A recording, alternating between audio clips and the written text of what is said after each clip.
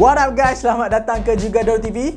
Apa pernah dengar tak pasal satu pemain bola yang dihukum mati? Nama dia Alexander Villaplane. Kenapa dia dihukum mati? Mari aku cerita. Villaplane ni dilahirkan pada tahun 1905 di French Alger dan dia merupakan antara pioneer bola sepak pada suatu masa dulu. Macam kita tahu, pemain yang bermain untuk skuad kebangsaan Perancis ni bukannya semua pure Perancis pun. Macam Zidane, Benzema, N'Golo Kante dan banyak lagi actually. Villaplane ni adalah pemain pertama yang daripada Afrika dapat mewakili skuad Perancis iaitu pada tahun 1926. Dia adalah midfielder yang berbakat dan ganas macam Gattuso. Sometimes may be good, sometimes may be shit. First debut dia adalah dengan FC Sete dan dengan siri persembahan yang padu, dia dapat pindah ke Nimes. So bila coach Perancis nampak dia masa tu, terus panggil dia untuk bermain dengan Perancis dan debut international dia yang pertama adalah menentang Belgium. Masa tu umur dia baru 22 tahun. So sejak bila tu kerjaya dia skyrocket dan peak pada Piala Dunia 1930 di Mexico, iaitu World Cup yang pertama lah. Dan dia juga menjadi kapten pasukan Perancis pada masa tu. Villaplane yang membesar dengan kemiskinan ni cakap yang hari tu adalah hari yang paling bahagia dalam hidup dia. Pada masa tu lelaki semua nak jadi dia, perempuan semua nak kahwin dengan dia. Senang cerita dia jadi ikon negara.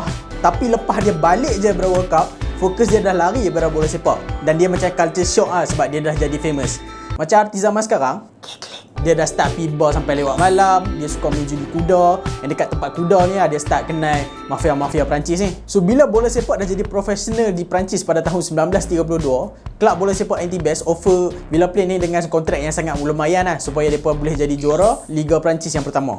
Dan end up Antibes masuk final lah pada masa tu. Jadi Villaplane ni nampak peluang untuk buat duit lebih sikit. Dia terlibat dengan match fixing. Tapi dia tak kena tangkap lah. Last kali aku tak tahu dia buat macam mana, manager dia yang kena tangkap. Lepas tu Villaplane start buat perangai. Dia dah tak pergi training, dia dah buat masalah dengan orang, dia duk gaduh dengan orang.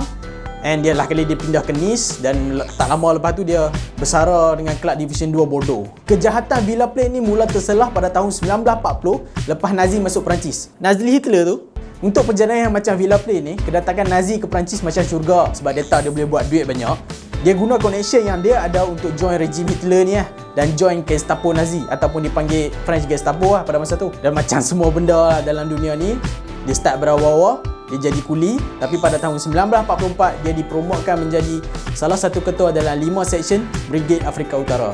Dan pada masa tu dia diberi pangkat SS untuk aku tak erti sebut lah, tapi basically pangkat yang tinggi lah. Dan dia diberi uniform Nazi yang lengkap. Tugas dia masa tu adalah untuk membunuh semua pembangkang Nazi. Dan dia membuat kerja tu dengan bangga. Dia pernah mengarahkan untuk membunuh 52 orang. Dan bukan saja dia mengarahkan, dia sendiri yang tembak. Peperangan tu mengeluarkan karakter Villaplane yang sebenar, iaitu syaitan bertopengkan manusia. Tapi geng-geng resisten ni menang lawan Nazi. Dan pada 1 Disember 1944 Villaplane ditangkap dan dia diberi hukuman mati dengan skuad penembak. So dulu dia adalah wira negara, sekarang dia adalah pengkhianat negara. Villaplane ni adalah simbol bagaimana duit ni boleh merosakkan manusia. Bakat yang dia ditunjukkan di atas padang sekarang dah dibayangi dengan kekejaman dia dibuat masa perang dulu. Okay guys, tu episod info bola kali ini. Siapa yang tak subscribe tu subscribe lah. Kami target 5k subs next. Nama aku Kapiu. See you guys in the next video. Peace.